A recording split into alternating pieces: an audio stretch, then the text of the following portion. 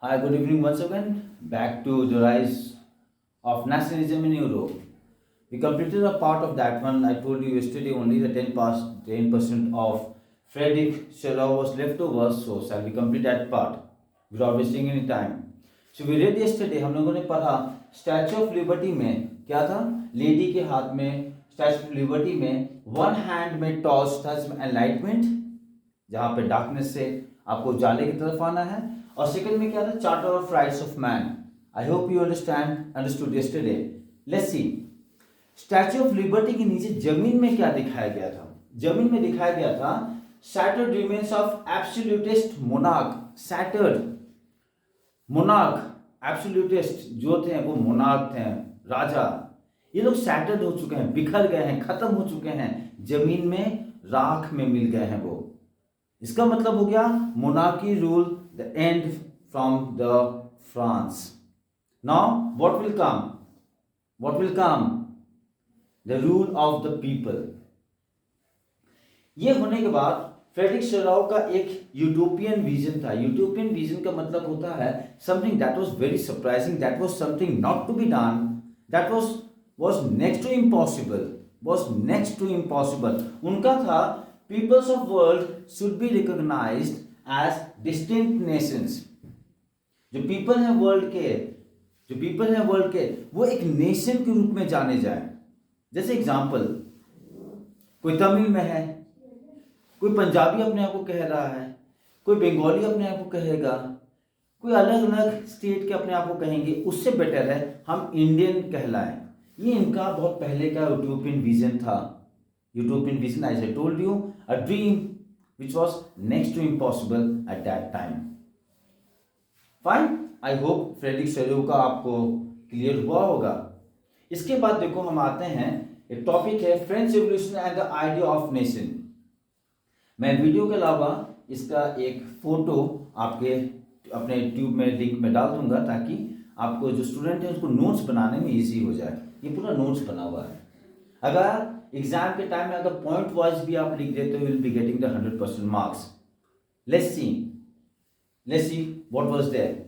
French revolution and the idea of nation. French revolution जब हुआ था 1789 में, बहुत अच्छे से हुआ था. 9th में आपने पढ़ा होगा. फर्स्ट स्टेट थे, सेकेंड स्टेट, थर्ड स्टेट लोगों ने था. इतना उनमें गुस्सा भर गया था कि they could do nothing but only one thing, the revolution, a change of the empire. But the change is fine, the change is always a good one. Revolution तो हो गया, but the major challenge was the idea of nation. अब हमारा nation कैसे बनेगा? France अब नया look कैसे देगा? That was the biggest challenge the French people were having at that moment. क्या हुआ? फ्रेंच रेवोल्यूशन 1789 में फ्रांस मोनार्की रूल से हटा. देखो, मोनार्की रूल से हट के कहाँ आया वो? Body of French citizen. Body, a shape, a country, a nation. किसका नेशन होगा वो? फ्रेंच पीपल का होगा. मोनार्की का नहीं होगा. अब इसमें जब फ्रेंच पीपल का होगा तो आप देखना इसमें कितने कितने चेंजेस आएंगे. रिवोल्यूशनरी पीपल लोगों ने कहा, people henceforth, the people of France, the French people will constitute the nation. अब वो नया नेशन बनाएंगे, अब वो नया फ्रांस बनाएंगे, और हमारे फ्रेंच पीपल ही इसका डेस्टिनी, इनकी किस्मत सब हमारे हाथों में होगी. फ्रांस की मोनार्की रूल में नहीं होगा. बहुत हो गया किंग लुई 16 वाला कहानी. अब किसके हाथ में रहेगा?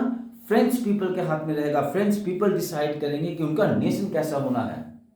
वो डिसाइड करेंगे कि कौन रूलर होना है. वो डिसाइड करेंगे उनका डेस्टिनी क्या होना है, फ्रांस का डेस्टिनी क्या होना है. अब समझ लो, आज हमारे पास फ्रांस से रफाल आ रहे हैं.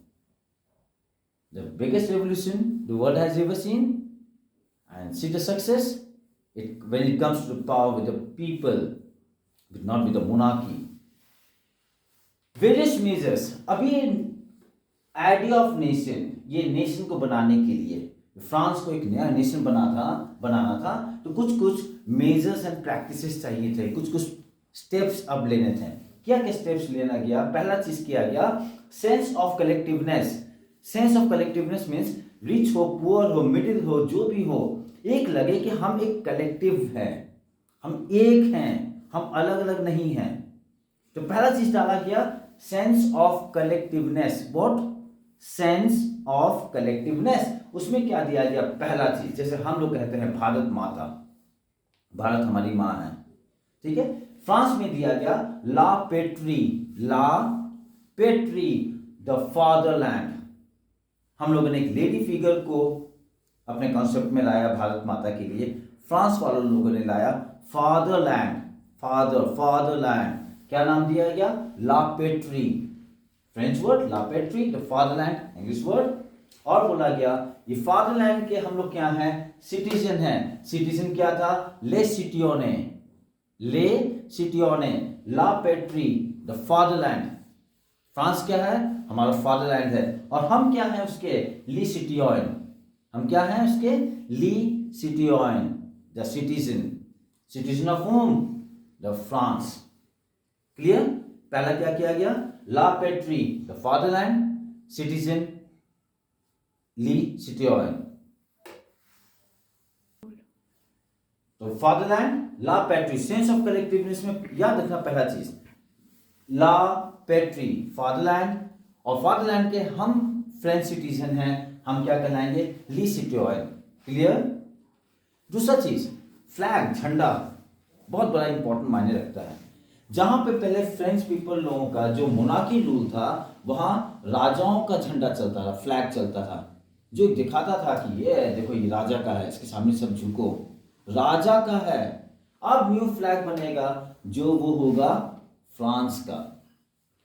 3 कलर यूज किए गए थे, try colour, white, blue and red, white, blue and red. अब देखो इसमें क्या गया था? व्हाइट का जो शो किया गया था वो किंग्स, किंग्स किसके लिए? मोनार्की रूल के लिए नहीं, फ्रेंच पीपल, किंग्स, ये व्हाइट शो किया गया था। और जो ब्लू एंड रेड था वो था पेरिस। क्यों? जानना चाहोगे? हम बात कर रहे हैं फ्रांस की, और पेरिस का ब्लू और रेड सिंबल शो कर रहा। फ्रांस में क्या हुआ था? स्पोकन लैंग्वेज क्या था? फ्रेंच। स्पोकन लैंग्वेज फ्रेंच और रिटन लैंग्वेज पेरिस। फिर से हम आते हैं सेंस ऑफ कलेक्टिवनेस में। पहला आया ला पेट्री, द फादरलैंड। फिर आया ली सिटियोन, सिटीजन, हम फ्रांस के सिटीजन हैं। फिर न्यू फ्रेंच फ्लैग आया, white, blue and red, white for the Kings and blue and red resembling Paris. There were 2 languages, one spoken and one written. The spoken वो French, spoken language कौन सा था? French था। और written language कौन सा था? वो Paris. Is that clear? Now, when they had the idea of nation, when they were having a change from monarchy to people, monarchy rule से अब people का आएगा, किसका? लिसिटियोन, सिटीजन का आएगा। तो वो पूरा असेंबली जो उन्होंने कंस्टिट्यूट किया था, न्यू असेंबली, उस असेंबली का नाम चेंज किया गया। नाम क्या दिया गया? नेशनल असेंबली, देश की असेंबली, ठीक है, नेशनल असेंबली। अब ये सेंस ऑफ कलेक्टिवनेस को सबके लोगों के मन में आ जाए कि हाँ वी आर फ्रेंच पीपल, कुछ स्टेप्स लिए गए थे। पहले फिर मैं आपको रिपीट कराता हूं। La patrie, fatherland, le citoyen, citizen, tricolour flag, white, blue and red, white kings, blue and red Paris. Spoken language French, written language Paris. Constitute जो बनाया गया था असेंबली, उसका नाम दिया गया नेशनल असेंबली। अब देखो नेशनल असेंबली में इसको स्ट्रॉन्ग करने के लिए, ताकि एक नेशनलिज्म की फीलिंग आ जाए लोगों के मन में कि हाँ this is my country, I am a French people. उन्होंने क्या काम किया? New hymns were composed, new hymns वो कंपोज। मैं आपको एग्जांपल देता हूँ। 15 अगस्त 26 जनवरी को बहुत सारे देशभक्ति गाना आप सुनते होंगे।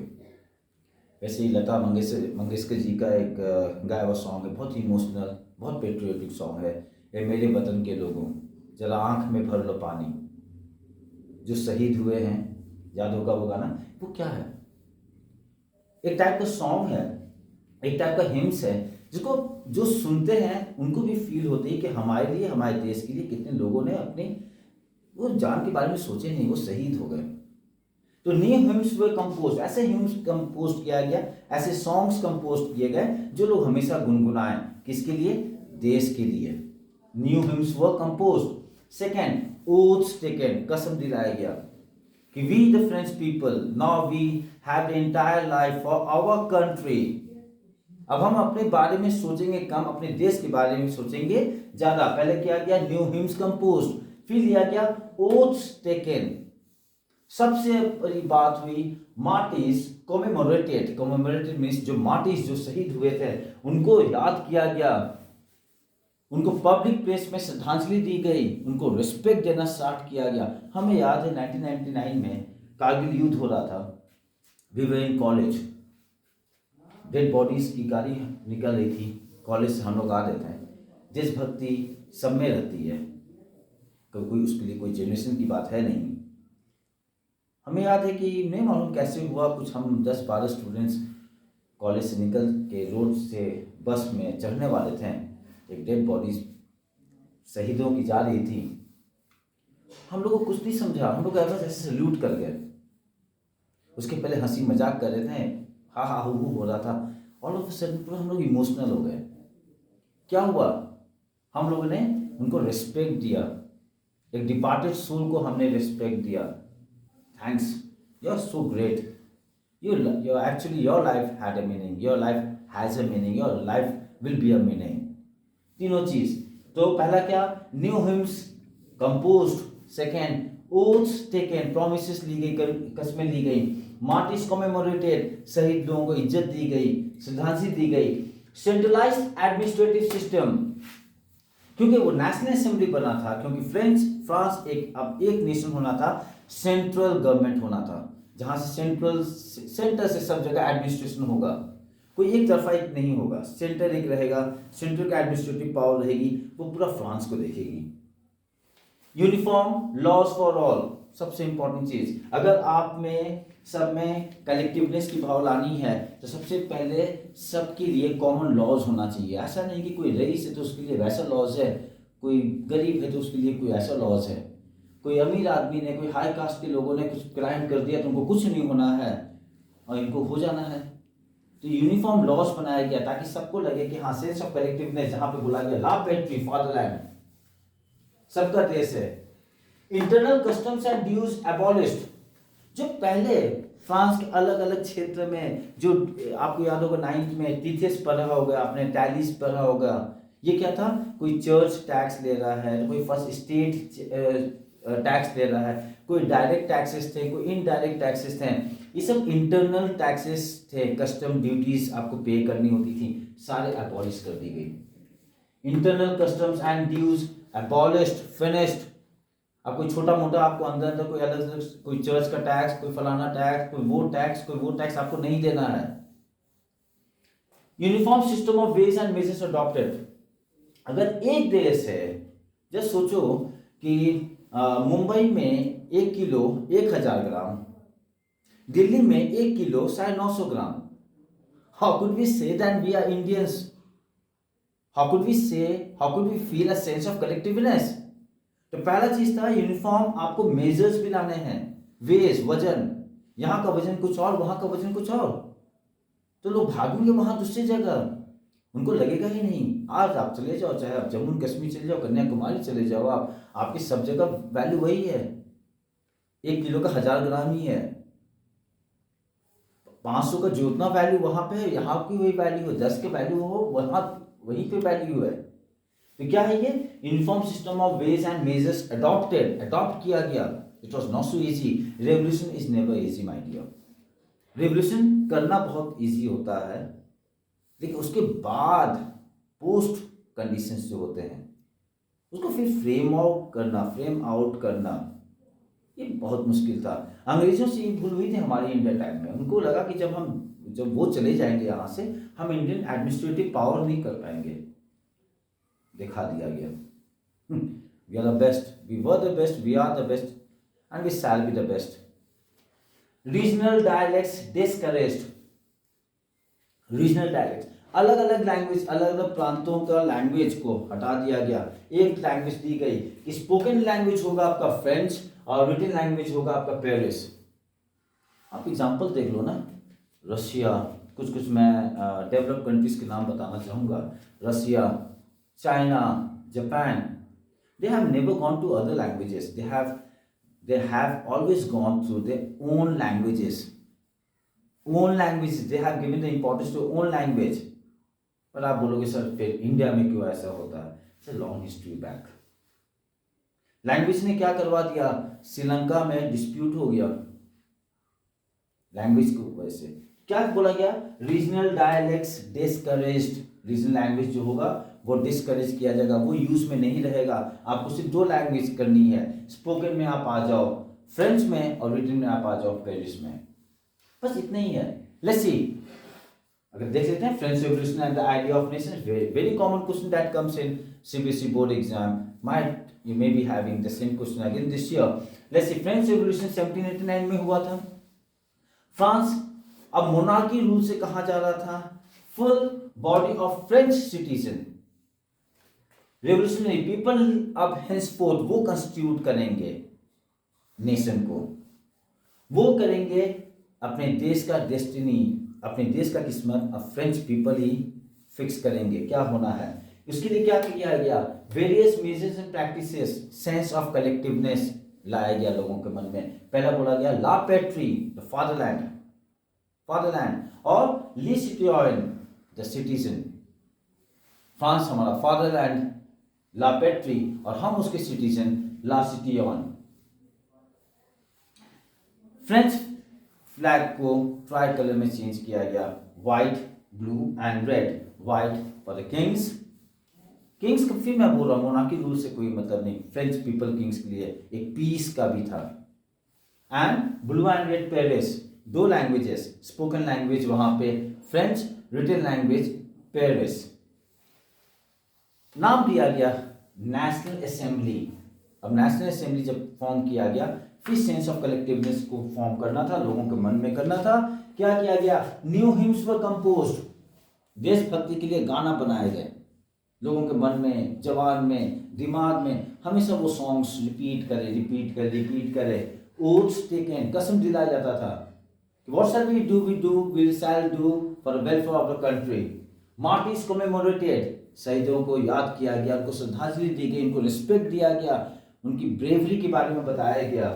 सेंट्रलाइज एडमिनिस्ट्रेटिव सिस्टम, अब एडमिनिस्ट्रेशन सेंटर से होगा, सबको वो ऑपरेट करेगी।